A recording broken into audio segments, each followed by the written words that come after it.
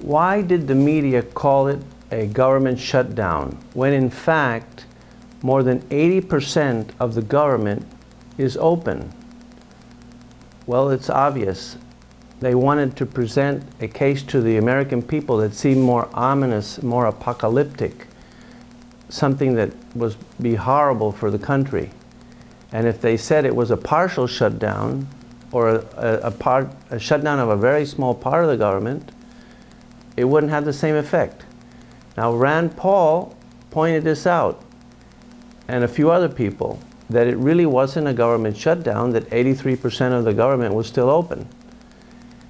And even after that, only a few people from the media started to call it a partial shutdown, when in fact everybody knew or should have known that it really wasn't a shutdown of the government, just a partial shutdown. So why do they do this? Well, they do it because they, as I said before, they want to scare the Republicans into accepting a CR, a spending bill, which is bloated and includes a lot of spending. So in order to get all this spending that they want, they have to pretend that it's a complete shutdown of the government, when in fact it isn't. So why do they want to spend so much? Why is it that the media and the Democrats and the president want to spend so much? Oh, you know it. They are tax and spend liberals. They call themselves progressives now, but it's the same thing. And they don't say tax and spend, they say revenue. It has a nicer connotation, but it's exactly the same thing. They discarded the word tax so that it would sound better. They discarded the word liberal so that it would sound better, but it's the same thing. They want to tax and spend more. And that's one of the fundamental differences between the Democrats and the Republicans. The Republicans always want to spend a little bit less than whatever the Democrats want to spend. So why is it that they want to tax and spend more? Well, the politicians want to tax and spend more because that gives them more power. They have power lust. They want to control more of the work product of the American people. If they tax them, and they're the ones who decide how to spend it, they have more power. They control more. They're control freaks. They want to control other people's work product. But what about the voters? Well, some of them vote because they think it's fair.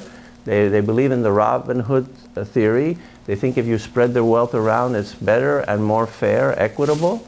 Some of them are very empathetic. They feel that they want to do charity. They don't have the money, so they want to force other people to do the charity for them, the one that they would like to do.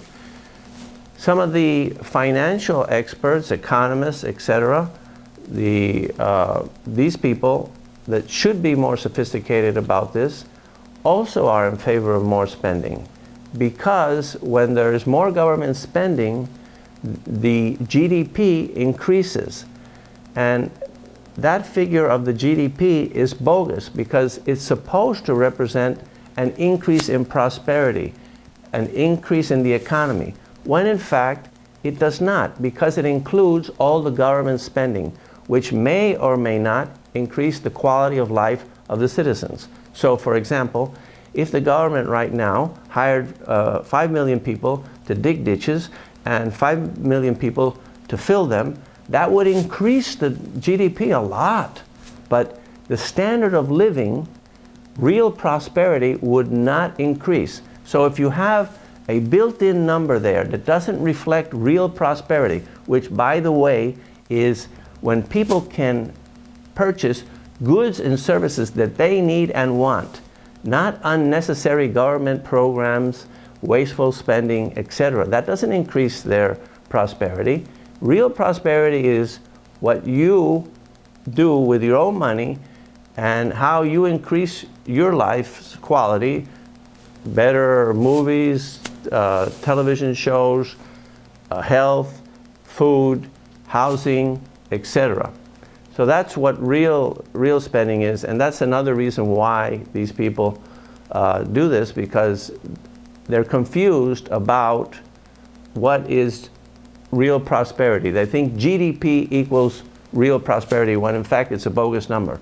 They should get all the government spending out of there, and then it would reflect a reality of when a society is more prosperous, when the GDP increases. So the conclusion is simple.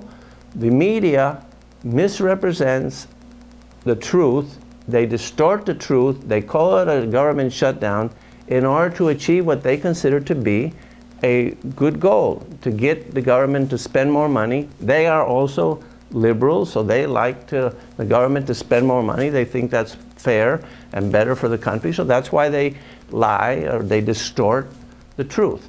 Now, what is the politics here, and what's good for the country?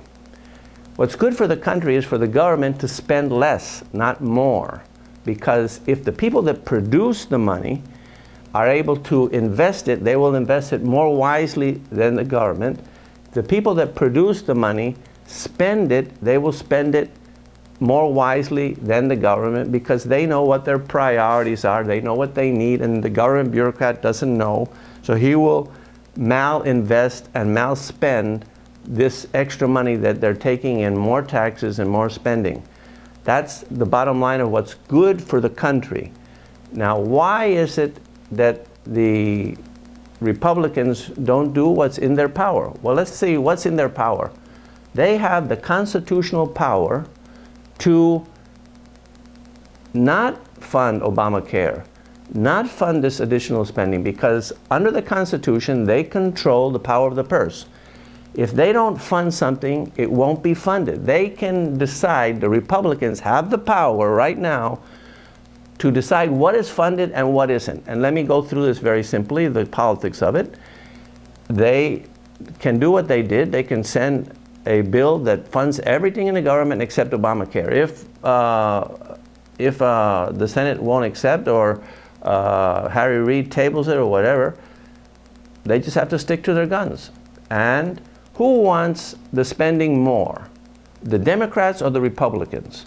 Well, the Democrats. So as the time goes by and they see that they aren't going to cave, they will then start to exceed funding that both the Democrats and the Republicans agree, and that's what they will fund. And they won't fund whatever they disagree on, and that would reduce the federal budget, it would reduce the debt, it would reduce the amount of money that the government spends, and the people would be taxed less and be able to spend their own money the way they feel fit.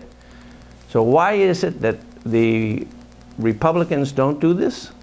Well, either they don't have the wisdom or the guts to do what's in the best interest for the country, because as I have explained before, when the individuals spend the money, they spend it more wisely. And just in case you don't know why, they spend it more wisely because they have more information about what is important to do with their money. And if they're investing it, they can invest it more wisely because they have more information about what the customers want, how to satisfy their needs.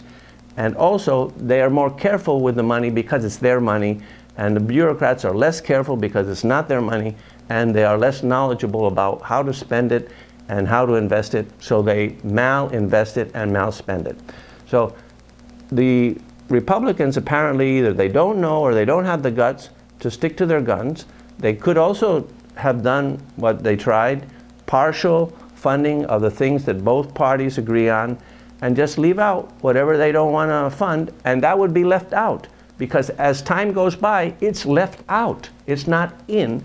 And who would cave? Well, the people who want to spend more money, not the people who want to spend less. Those are the ones who would cave. Now, final point. Instead of doing that, what did the Republicans do? Well, they start to negotiate with themselves. Everything that Reid tables, well, then they go to a new proposal. No, don't negotiate with yourself. Just stick to your guns. And who's going to cave eventually? And ultimately, it's also not only in the country's best interest, but in the interest of the Republican congressmen that stick to their guns because it's good for the country. And in about a year, when federal spending is reduced and we have increased prosperity, they can take the credit for the increased prosperity. But they didn't do that. Go figure. Just nonsense.